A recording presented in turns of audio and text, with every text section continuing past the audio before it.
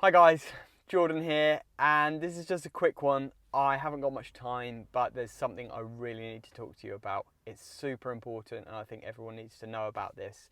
There is something huge going on in the electrical industry right now, and not a lot of people have twigged how big this is going to be, but I just wanted to talk to you about it for a few moments. So as always, thumbs up, subscribe, all that stuff. Let's get into it. So recently, there's been some changes to government regulations regarding private rental accommodation. You might have heard this term PRS scheme going around, which stands for private rental sector. And basically what's happened is the government have introduced regulations for private rental properties that they have to have a satisfactory EICR in order to be able to let the property out. Now, the idea behind this was really to improve the safety standards of rental properties throughout the country. But if you're anything like me, when I first heard about this, you probably felt the same. I thought, oh, it's just going to be one of those gimmick type things. It's not going to work. It's not going to be properly enforced. And it's not really going to make any difference to our industry. But I have to say, after a few weeks in, it came into play in 1st of July. We're only a few weeks in, but already the impact that this has had on my workflow is absolutely insane. And I'm not the only one. One of the reasons I decided to make this video is because I've been messaged, inundated with messages on Instagram from people who are in the same boat as me, who've just been absolutely flooded with EICRs and remedial work from those EICRs because of this new private rental sector regulations. So I want to talk to you a little bit about what is actually going on, what is required, because I don't think everyone knows exactly what's going on here. So go to the government website and have a look at their plan, their layout, their regulations that they've put into place. I'll leave a link in the description for those. But to put it into perspective, basically the government are requiring every rental property in the private rental sector to have a satisfactory EICR. And how big is that market, you might ask? How many properties is that talking about? Well, I was reading over the weekend the EIC Connections magazine, and it had some stats in there. So I'm just going to read you the stats from this, right? There were 4.8 million homes in the rental sector in England in 2017 to 2018. And this is forecast to grow to 7.2 million by 2025, right? So we're talking about at least 5 million, possibly close to 6 million properties are coming under these regulations. So just let that sink in for a minute. That's a lot of properties. Data from MHCLG suggests that 78% of landlords already have ESCs in place, electrical safety certificates, or EICRs in place, which means around 22% of properties could still need to be inspected. So if you say 20% of 5 million, that's 1 million properties that still need to be inspected. But I have a feeling that that data is not quite accurate. I have a feeling that actually there are a lot more than 22% of properties that haven't got valid electrical safety certificates or EICRs in place. So already you can see that there's this huge potential for work out there for just a massive number of EICRs that are going to need to be done over the next year. Now, the regulations come into place for new tenancies from the 1st of July, so we're already there.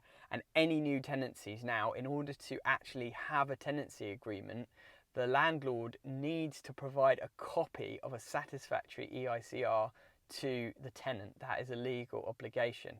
So if they haven't got one already, then they need to get one. And if they get one and it turns out to be unsatisfactory, then this is where something really interesting comes into play, which I don't think a lot of people realise. The landlord is obligated to have the remedial work done to bring the installation to a satisfactory condition. they're obligated to do that within 28 days from the day that the original EICR was done. So if I did an EICR on the 1st of July, which came out as unsatisfactory, by the 28th of July, the landlord is obligated to have had that work carried out and a satisfactory EICR or electrical installation certificate produced to prove that that work has been done. And here's the thing, if they haven't had that done within 28 days, the government can fine the landlord up to £30,000, right? Think about that, 30 grand fine if they haven't carried it out. Now, this is why we're starting to see things really happening here, because there is real impetus behind these regulations. And you might say, but how are they going to police it? How are they going to enforce it? Well, for example, the letting agents that I'm working for, every time I do an EICR, the council are requiring them to send that EICR straight over to them. So the council are building up a record of all the EICRs that are being done. And if it's unsatisfactory, then again, proof has to be submitted within 28 days that the work has been done. Otherwise, and this is all in the government regulations, the local council can actually get the tenant to carry out the work and charge it back from the landlord, or they can get their own contractors or arrange for their own contractors to go in and do the work themselves. They can basically force the hand of the landlord to get the standard of that property brought up to a satisfactory condition. So this is why we're seeing a huge amount of work coming through right now for EICRs. And what I've found is that 90% of the properties that I've been doing EICRs on have come out as unsatisfactory, because a lot of these properties have just been neglected for years and years and years. And so the electrical installations are way off what they should be to comply with the 18th edition. And you might say, but we're not testing to the 18th edition, we're testing to the edition of the regulations that they were designed to in the first place. No.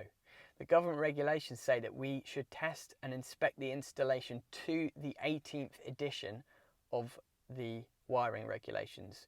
So that means that we are coding things, for example, non-combustible. If the consumer unit is not made of a non-combustible material, that can be coded as a C3, for example, because it doesn't comply with the 18th edition wiring regulations. Lack of surge protection device may be coded as a C3 because it doesn't comply with the 18th edition wiring regulations. That doesn't mean that we're slapping on unsatisfactory results for no reason. Obviously, only a C1 or a C2 would warrant a unsatisfactory result, but it does mean that the outcome of a lot of these EICRs is unsatisfactory because of the fact that the standard of these installations is so low in a lot of cases. So this is producing a huge amount of potential work, and that's what I wanted to talk to you about, is that a lot of us electricians who do EICRs are absolutely flat out at the moment just trying to keep up with the work, because not only have we got a flood of EICRs to deal with, but then we've got a flood of remedial works to do after that, all of which have time constraints on them because they have to be done within 28 days of the original EICR taking place. And this is a good thing for our industry in a lot of ways because it's creating a huge amount of work that wasn't necessarily there before. So I'm at a little bit of a loss what to do at the moment because of the volume of work. I'm just keeping on top of it. I did have a bit of a sort of breakdown moment a couple of weeks ago where I felt like I needed to hire some people because I just couldn't keep up with it. But I've been working long days and I've had a couple of guys helping me out, and now I'm kind of on top of things. But what I've learned is that we need to book the EICRs as far as possible in advance of the tenants moving in, so that you leave enough space for the remedial work to be carried out before the tenant moves in, because otherwise it can just hold everything up. So a lot of strategic planning is needed really with these EICRs to get everything into place. Now, in order to get some of this work, you might wonder, how can I get a piece of this pie? What you need to do is be on the PRS register, which is a government register that they keep, which is a list of approved contractors who can do EICRs and have all the necessary insurances in place to do these private rental sector EICRs and, if necessary, subsequent remedial work. If you are an NIC EIC approved contractor, for example, or probably it's the same with the other competent person schemes, then you can opt in to the PRS scheme and they will put you on the PRS register, which is an online list on the government website. But that's not automatic. You need to choose to opt into it because they recognise that some contractors just don't want to be doing EICRs and remedial work. They'd rather focus on other things. If you want to opt in, you need to have a certain level of professional indemnity insurance.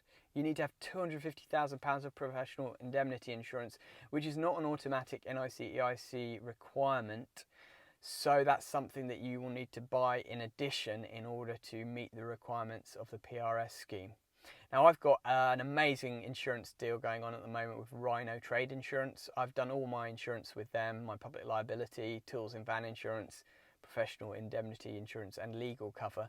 And I've got a discount code for you guys. So if you do need to get any insurance, if you look at the link in the description and the pinned comment, it will have my discount code and a link through to Rhino Trade Insurance website where you can get a free quote for all your insurance needs. But I just really wanted to speak to you guys about this. I think it's really important that we know what's really going on here and the amount of work this can potentially create for us as electrical contractors if we maneuver ourselves into the position to be able to take some of it on. So I just wanted to have a little chat to you, and as always, I'd love to know your comments about this. Are you guys really busy with EICRs at the moment and remedial work? Are you trying to avoid these things as much as possible? Are you struggling with a price war on EICRs? Because I know that's a bit of a thing at the moment, that people are offering them for next to nothing. All of your comments I'd love to hear in the comments section as always. And if you've enjoyed my video, just give it a thumbs up.